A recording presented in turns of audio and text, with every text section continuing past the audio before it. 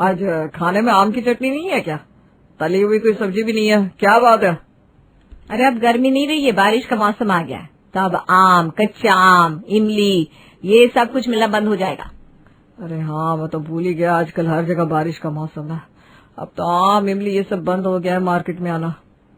अरे अभी तो अच्छा मौसम शुरू हो रहा है, अभी तो बाजार में हरी सब्जियां आने वाली है। हरा धनिया, हरा पुदीना, मिर्ची, भिंडी, करेले, बहुत कुछ आएगा इस मौसम में। बात तो सही कह रहे हैं पापा कि बारिश के मौसम में बहुत सारी हरी भरी सब्जियां आती है और हमारी सेहत के लिए भी वो अच्छी है। अरे हमारी सेहत के लिए तो हरी भरी सब्जियां वरदान है, वरदान। अब देखो, टमाटर का सूप, मोरिंगा का सूप, ये कितना अच्छा होता है सेहत के लिए।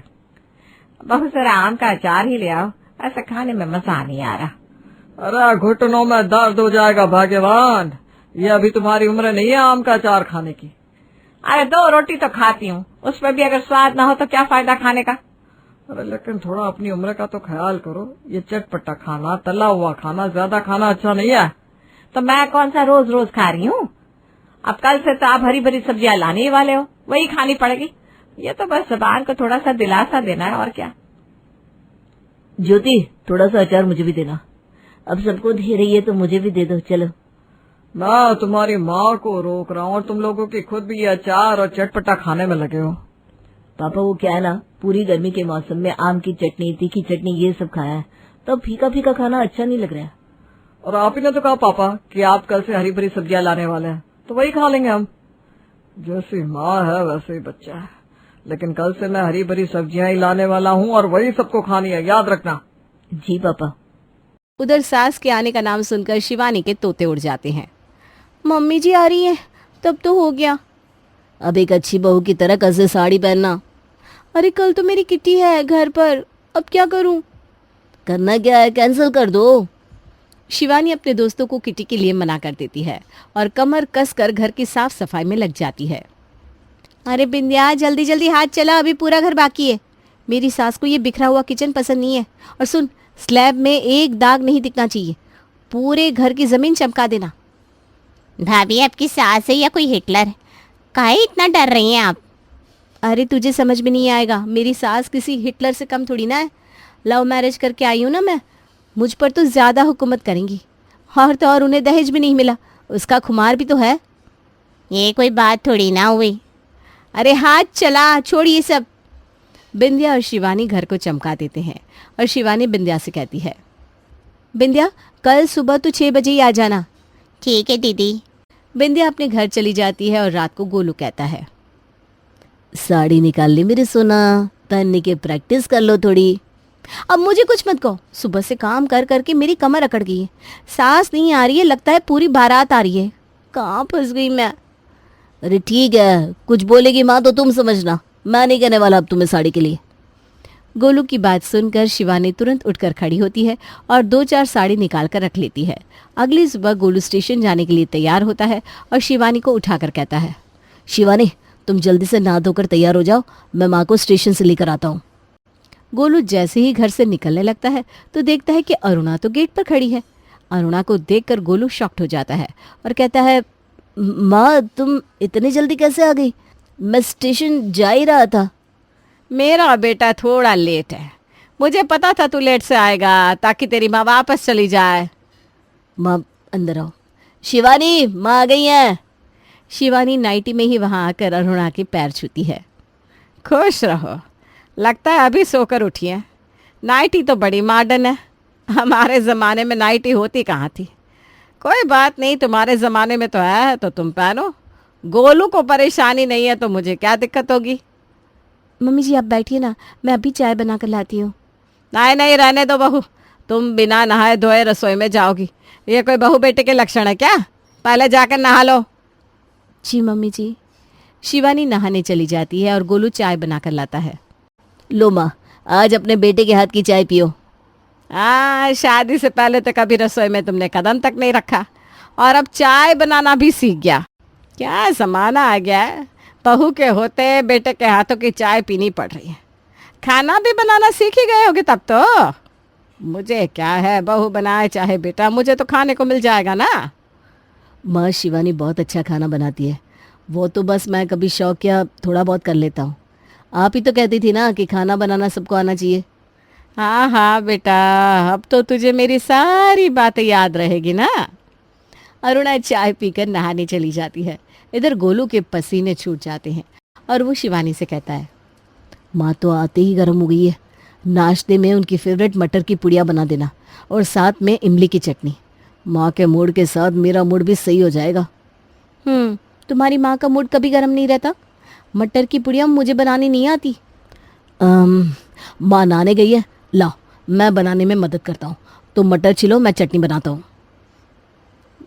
पता नहीं आज बिंदिया कहाँ मर गई। गोलू जल्दी जल्दी चटनी बनाता है, फिर मटर का मसाला तैयार कर देता है। इधर अरुणा नहाकर बाहर आती है और रसोई में गोलू को काम करता देख कहती है, मेरा शक सही था, गोलू नाश्ता बना रहा है। वाह रे लव मैरिज। अरुणा पूजा करके खाने की मेज पर आकर बैठती है।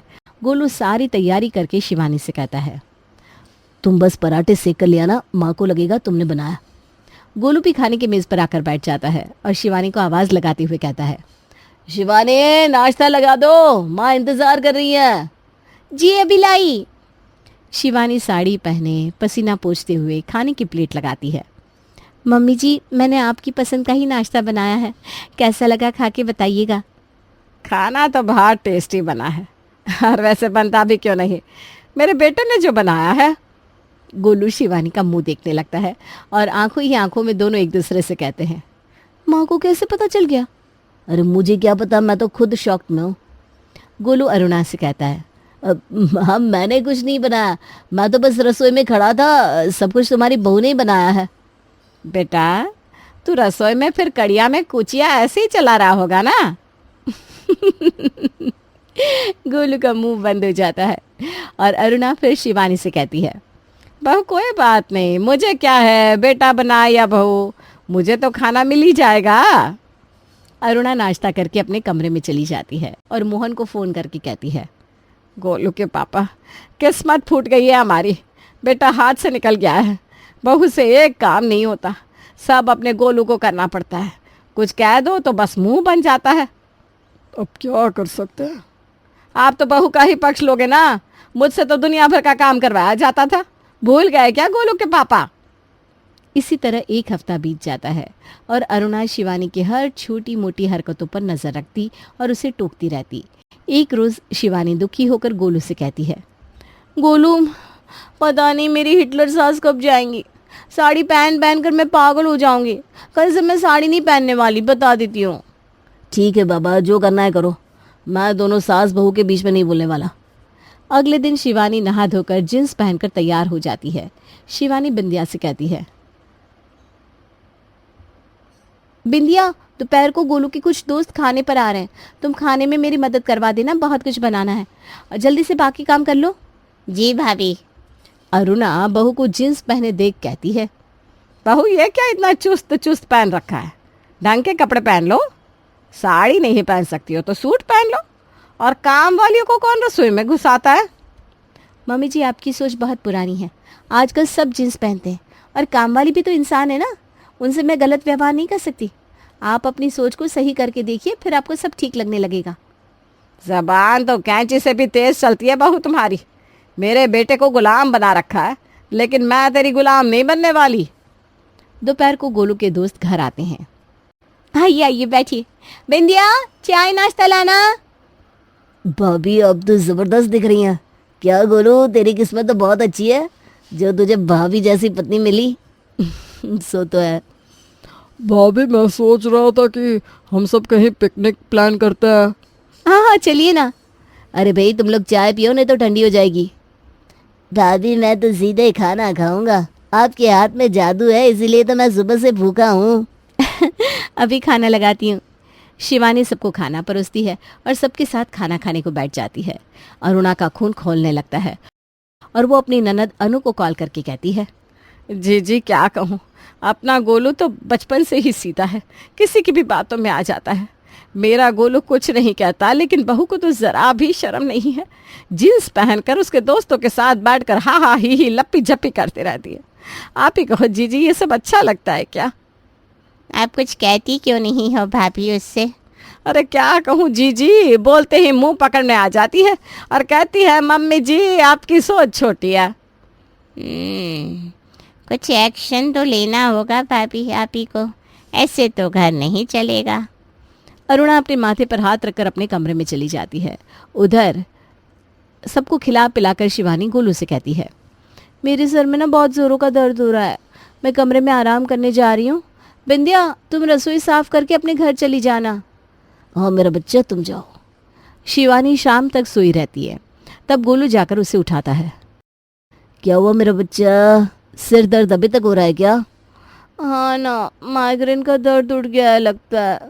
अरे मेरा बाबू रुको, मैं ना कड़क सी चाय बना कर लाता हूँ, तुम्हारा माइग्रेन झट से गायब हो जाएगा। ओके, बहुत दर्द हो रहा है। गोलू रसोई में चाय बनाने चला जाता है। तभी अरुणा भी रसोई में पानी लेने आती है और गोलू को चाय बनाते देख लेती है। बेटा आज भी चाय तू ही बना रहा है, बहू कहाँ है?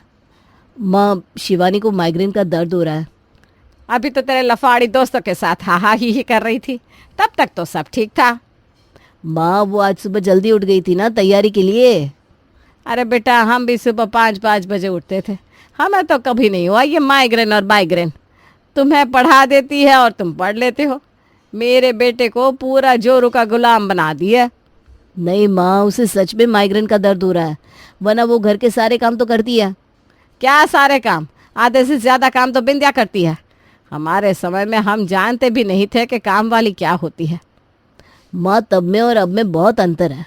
लो तुम भी चाय पियो, मैं शिवानी को चाय देकर आता हूँ। गोलू शिवानी के पास चला जाता है और अरुणा मोहन को फ़ोन करती है। आप भी यहीं आ जाओ, आपकी बहू के हर रोज़ एक नए नखरे हैं। हमारे बेटे को कहीं का नहीं छोड़ेगी, काम वाला बना कर रखा है। ठीक है बाबा, मैं कल ही आता हूँ। अगले दिन मोहन भी गांव से आ जाता है। मोहन को देखकर शिवानी उसके पैर छूते हुए कहती है, पापा जी आपने अच्छा किया जो आप आ गए। हाँ बहू, अब सोच रहा हूँ कि सब कुछ गोलू के नाम कर दूँ और आराम से अपने बेटे बहू के साथ रहूँ। हाँ पापा जी, अब आप आराम से हमारे साथ ही रहिए। अरे नाम करने की क्या ज़रूरत है, हमारे बाद सब कुछ गोलू का ही तो है, कौन सा हम अपने साथ ले जाएंगे। शिवानी का मुंह बन जाता है और उसी वक्त उसकी माँ का फ़ोन आता है। बेटा आज तेरे भाई का बर्थडे है, तू आ जाना। ठीक है मम्मी, मैं शाम को आती हूँ, लेकिन तुम केक मत मंगवाना, अपने भाई के लिए केक मैं लेकर आऊँगी। ठीक है बेटा, अब तुझसे कोई जीत पाया है क्या? शिवानी गोलू से कहती है। शाम को मैं अपने मायके जाऊँगी, बिंदिया खाना बना देगी सबके लिए और तुम ना मुझे केक ला कर दो। मेरे साले का बर्थडे है, मैं भी चलूँगा और हम जाते वक्त केक ले लेंगे। मेरा भाई तुम्हें देखकर और भी खुश हो जाएगा। शिवानी रसोई में चली जाती है और मोहन नहाने। नहा धोकर जैसे ही मोहन आता है, अरुणा उससे कहती है, दिमाग तो ठीक है ना आपका, सब कुछ गोलू के नाम कर देता हूँ। आपकी बहू को उड़ने से फुर्सत नहीं है, कभी हॉल जा रहे हैं कभी मॉल जा रहे हैं, आज उसका बर्थडे कल उसका। हमारे बेटे का पैसा कैसे उड़ा रही है, देखा ना कैसे झट से मम्मी को कह दिया केक तो हम ही लेकर आएंगे। इन्हीं सब के कारण मेरा बच्चा यहाँ शहर में घर नहीं ले पा रहा है, भाड़े में रह रहा है। आप क्या चाहते हैं, गोलू के नाम गांव का घर कर दे और बहू 2 दिन भी नहीं लगाएगी और उसे बेच डालेगी, उसकी रहीसी जो इतनी है। अरे बाबा, अभी कहा है, किया तो नहीं ना। करना भी नहीं है। शाम को गोलू और शिवानी के मायके चले जाते हैं। बिंदिया अरुणा और मोहन के लिए रात का खाना बनाकर अपने घर चली जाती है। रात को खाना खाते वक्त अरुणा मोहन से कहती है, देख रहे हैं ना, बहू के होते हुए ठंडा खाना काम वाले के हाथों का खाना खाना पड़ रहा है। अरे कोई बात नहीं, हम तो कुछ भी खा लेते हैं, अभी उन लोगों के घूमने फिरने की उम्र है, घूमने दो उन्हें। हम तो खा लेंगे लेकिन मेरा गोलू, वो कब तक ऐसे रहेगा। कितनी बार तो सुबह उसे भूखा जाना पड़ता है, महारानी सोई जो रहती है और आधे से ज़्यादा वक्त वो ठंडा रात का खाना ही खाता है। मैं कल ही गोलू की सास को फ़ोन करूंगी और उसकी माँ से कहूंगी, यही संस्कार देकर भेजा है क्या आपने अपनी बेटी को। आपकी बेटी को बस घुमा फिरा लो, काम बोलते ही मुंह बन जाता है। मजाल है कि एक काम ठीक से हो जाए। अरे बाबा छोड़ो ना, गोलू को दिक्कत नहीं है तो तुम क्यों उनके बीच में बोल रही हो, अभी शांति से खाना खा लो। अरे ऐसे कैसे छोड़ दूँ, उसकी माँ हूँ मैं। अरुणा मन ही मन सोचती है, बहू को तो सबक सिखा कर आऊँगी मैं, कल देखो सुबह क्या तमाशा करती हूँ। अगले दिन जैसे ही गोलू अपने ऑफिस के लिए निकलने वाला होता है, अरुणा उसका हाथ पकड़ लेती है और आंखों में पानी भरते हुए कहती है, बेटा कल की मेरे और तेरे पापा की टिकट कटवा दे। कल की क्या, आज की मिलेगी तो आज ही कटवा दे। अरे क्या हुआ है माँ, ऐसा क्यों बोल रही हो? पापा जी तो अभी अभी आए हैं। बहू नहीं चाहती कि हम यहाँ रहें, इसीलिए कल तेरे पापा के आते ही अपने मायके चल दी और आज अभी तक सोई हुई है। ये नहीं कि ससुर जी को चाय नाश्ता दे दे। इतने दिनों से मुझे उल्टा जवाब दे रही है, लेकिन मैंने एक शब्द नहीं कहा। लेकिन तेरे पापा जी का अपमान मैं बर्दाश्त नहीं कर सकती हूँ। अभी के अभी मैं सामान पैक कर रही हूँ, तो जाकर टिकट कटवा कर ला। अरुणा हड़बड़ में अपने कमरे में जाती है और अपना बैग लेकर सीढ़ियों से आती है और तभी उसका पैर फिसल जाता है। बैग कहीं और गिरता है और उसके मुंह से चीख निकल जाती है। मेरे कमर गए गोलू के पापा। अरुणा की आवाज़ सुनकर मोहन और शिवानी अपने अपने कमरे से दौड़ कर आते हैं। गोलू अरुणा को गोद में लेकर कमरे में जाता है और तुरंत डॉक्टर को फ़ोन करता है। मम्मी जी, आपको क्या जल्दी थी जाने की? आपकी बेटी का ही तो घर है, आप आराम से रहिए ना। बेकार में अपनी ये हालत कर ली आपने। शिवानी अरुणा के आंसू पोंछती है और उसके सर पर अपना हाथ फिराने लगती है। डॉक्टर आते हैं और कहते हैं, इनका पैर तो फ्रैक्चर हो गया है, अभी तुरंत अस्पताल ले जाकर प्लास्टर करवाना होगा। हाँ डॉक्टर, अभी चलते हैं। पापा जी आप यहीं रहिए, मैं और गोलू मम्मी जी को लेकर जाते हैं।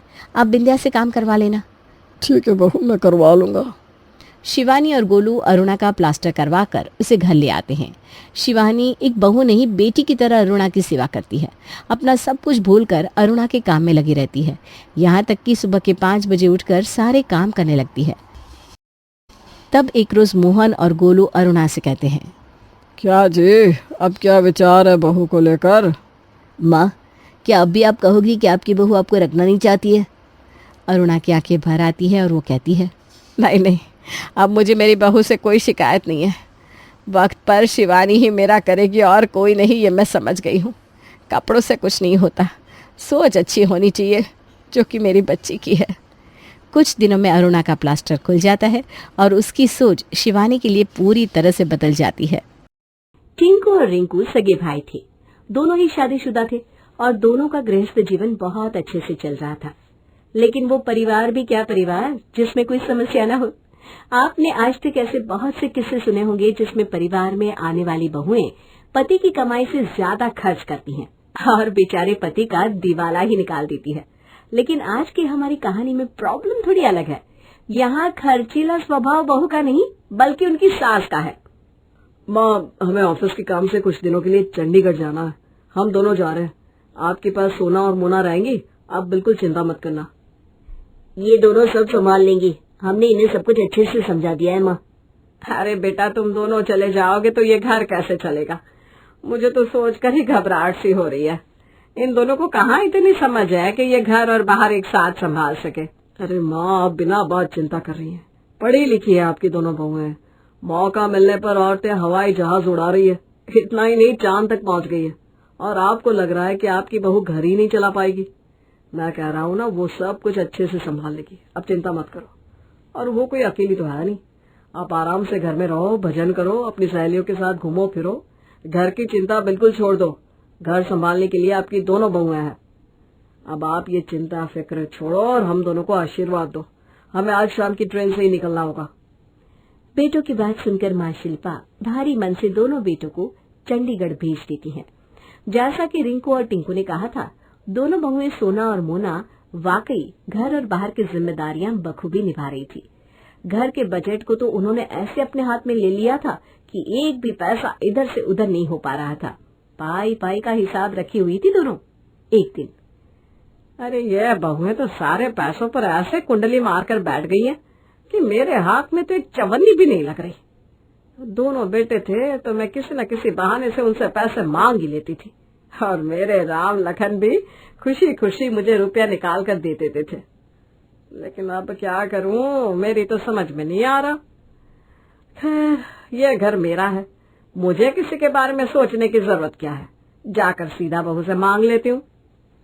सोना बहू, मुझे 40,000 की जरूरत है, देना तो जरा।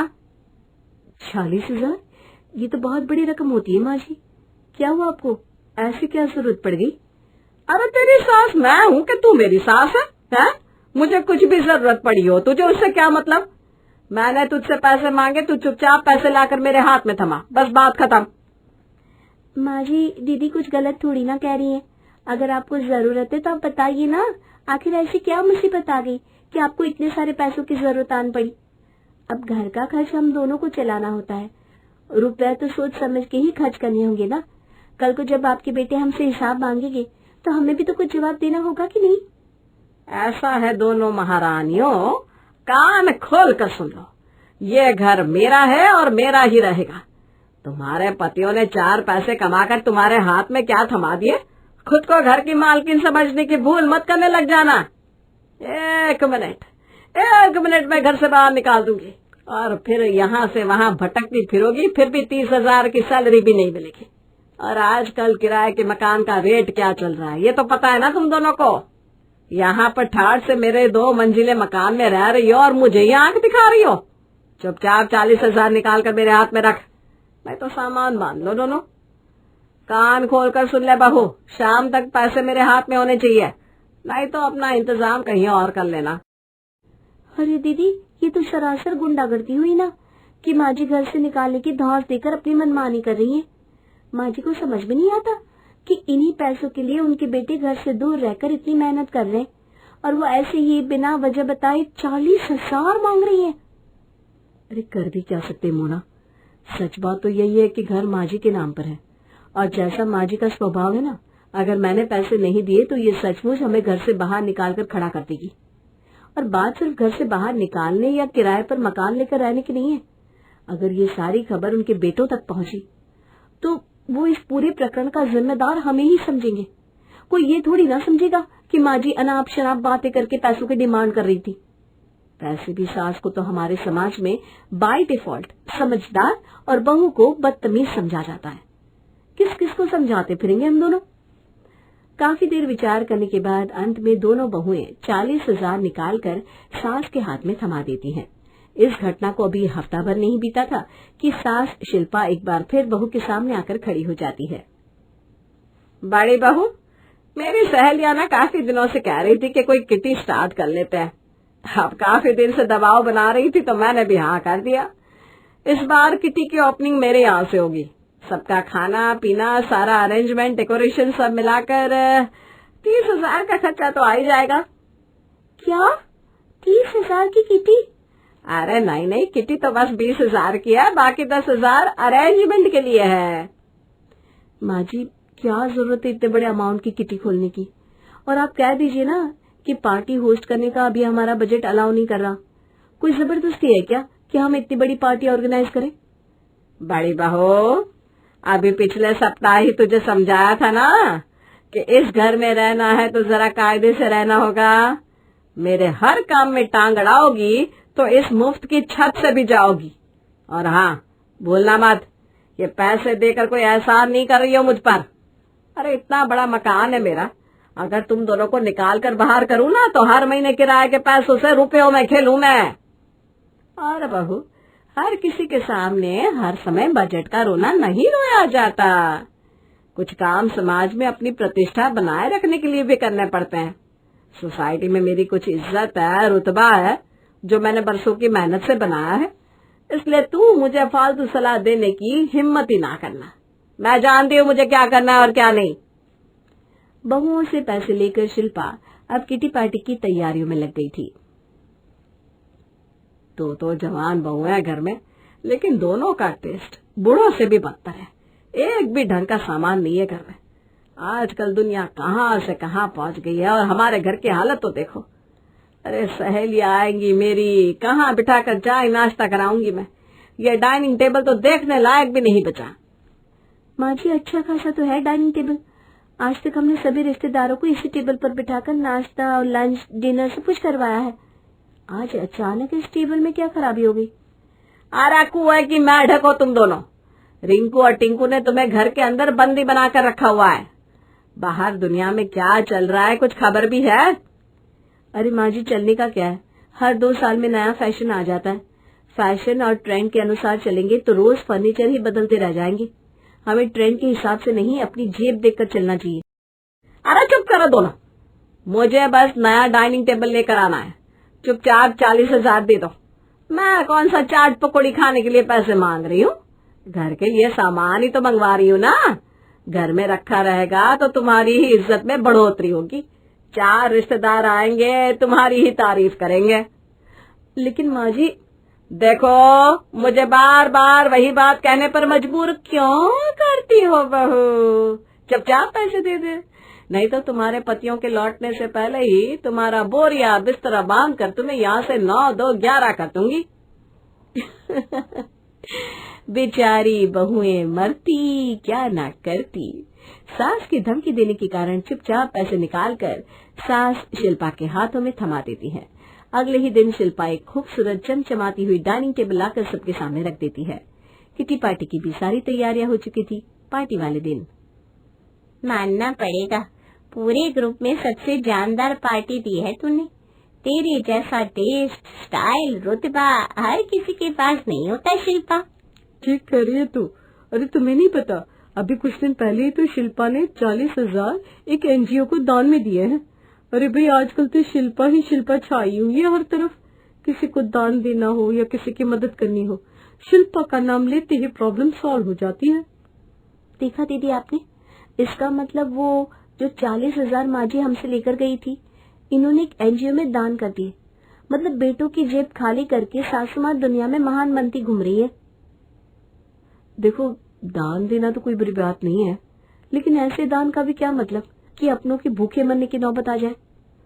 ये तो वही बात हुई ना कि जेब में नहीं दाने और अम्मा चली भुनाने। लेकिन माँ जी अपनी जिद के आगे बिल्कुल कुछ सुनना ही नहीं चाहती। पता नहीं ये सब कब और कैसे रुकेगा।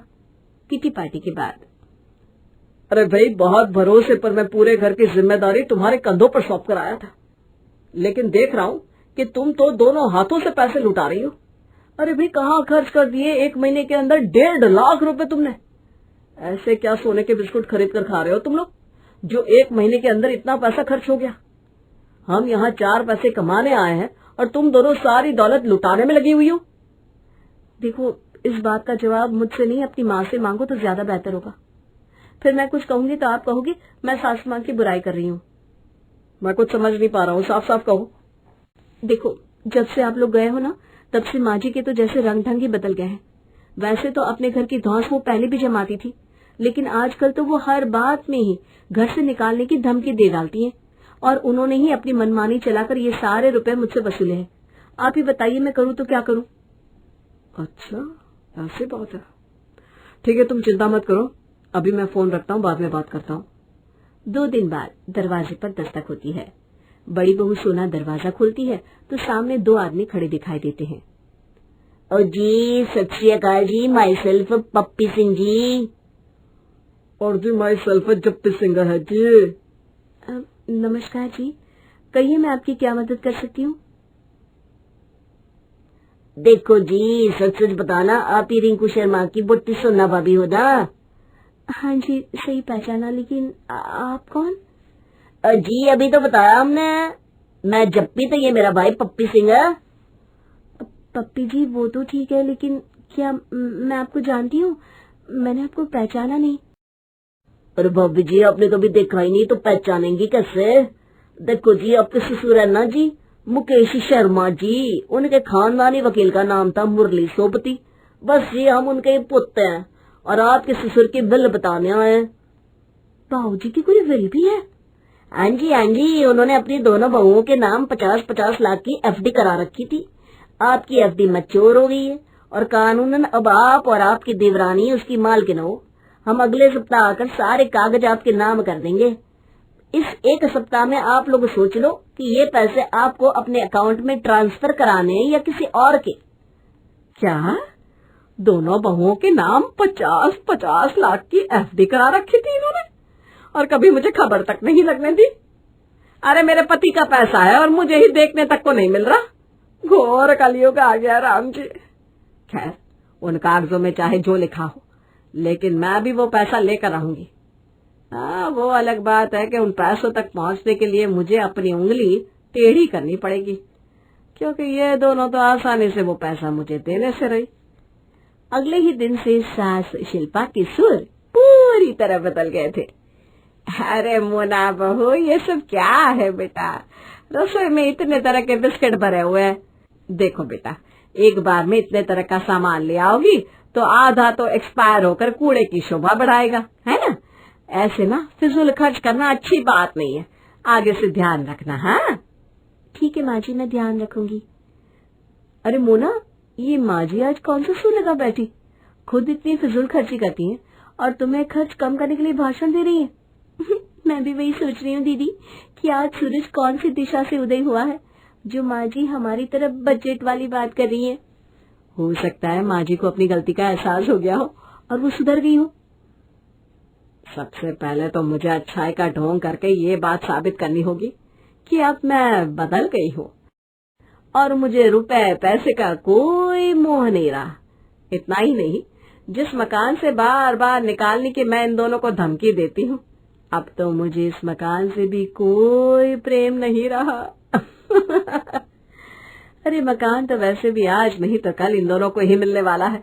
मैं कौन सा उसे फोड़ कर खा सकती हूँ? उससे अच्छा तो मैं मकान इनके नाम करके वो रुपया इनसे हथिया लूं। 1 करोड़ रुपया मेरे हाथ में आ जाएगा तो मेरी तो मौज ही हो जाएगी। हाय, जो सपने भरी जवानी में पूरे नहीं हुए उन्हें मैं अब बुढ़ापे में पूरा करूंगी। सालों से मेरा मन था विश्व भ्रमण करने का। अगर बहू अपना पैसा मुझे सौंप दे तो मैं अपना ये आखिरी सपना भी पूरा कर लूंगी। बेटा सोना, माफी चाहती हूँ, मैंने दबाव बनाकर तुमसे इतने रुपए हथिया लिए। लेकिन देखो बेटा, मुझे ना गलत मत समझना, मैंने उन रुपयों का कोई गलत इस्तेमाल नहीं किया। दरअसल मेरी एक सहेली को ना पैसों की बहुत सख्त जरूरत थी। बस तुमसे 40,000 लेकर मैंने उसे दे दिए। और बेटा, उधार दिए पैसे आज नहीं तो कल तो वापस आ ही जाते हैं ना।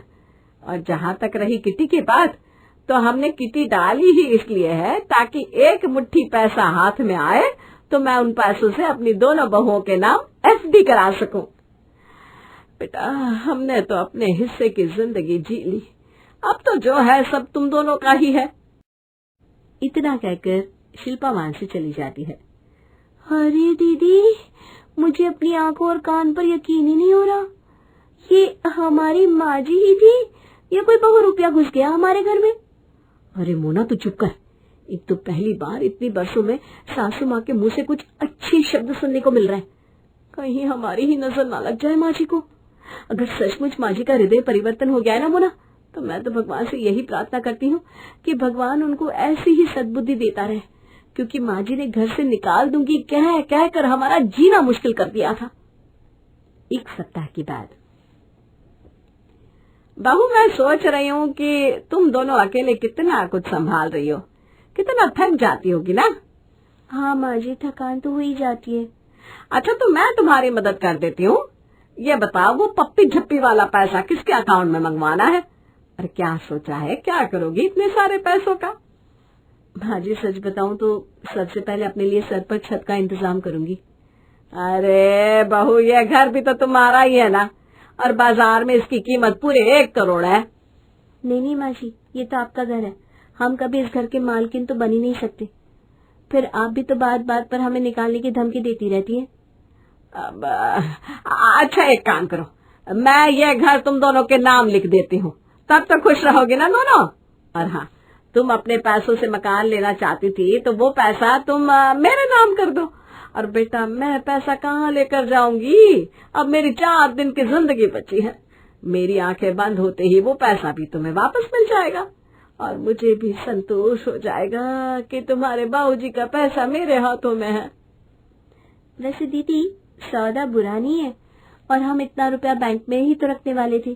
क्या फर्क पड़ता है अपने बैंक में रखिए या माँ जी के?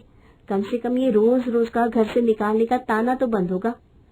दोनों देवरानी जिठानी आपस में सलाह मशवरा करके सास को रुपए देने को राजी हो जाती हैं और सास शिल्पा से प्रॉपर्टी के कागज अपने नाम करवा लेती हैं। अगले दिन सुबह, बहू, घंटी बज रही है, लगता है वो पप्पी झप्पी आ गए। मोना जाकर दरवाजा खोलती है। अरे टिंकू जी, आप आ गए? कैसा रहा आपका ट्रिप? हमारा ट्रिप तो अच्छा रहा, तुम सुनाओ क्या चल रहा है? अरे बहुत बड़ी खुशखबरी है, हमें आज 50-50 लाख मिलने वाले हैं। और माँ जी ने भी अपना घर हमारे नाम कर दिया है। इसका मतलब हमारा तीर एकदम सही निशाने पर लग गया। तीर निशाना मतलब क्या है आपका? मतलब यही है कि घर में कलेश की जड़ खत्म हो गई। माँ रोज मकान के नाम से ही तुम्हें परेशान करती थी ना, इसलिए हमने ये प्रॉब्लम सॉल्व कर दी। और हाँ, कोई पैसा नहीं आने वाला, भूल जाओ वो सब। इसका मतलब वो पप्पी जिप्पी झूठ बोल रहे थे? सत्यानाश हो उन दोनों का, मुझे मिल जाए ना तो मुंह नोच लूंगी दोनों का। हाय मेरा वर्ल्ड टूर। अरे माँ ध्यान से देखो, पप्पी जप्पी तुम्हें यहीं कहीं नजर आ जाएंगे। बिल्कुल ठीक कह रहे हो। पप्पी प्राजी अजी हमी तो पप्पी तो झप्पी सिंह तो बोलो तारा रारा। नालायक हो, अपनी माँ को ठगते हो, अभी बताती हूँ तुम्हें। और इस तरह ये कहानी यहीं खत्म हो जाती है। अब बेचारी खर्चीली शिल्पा के पास धमकी देने का कोई साधन ही नहीं बचा था, इसलिए अब वो खर्ची भी जरा सोच समझ कर रही थी।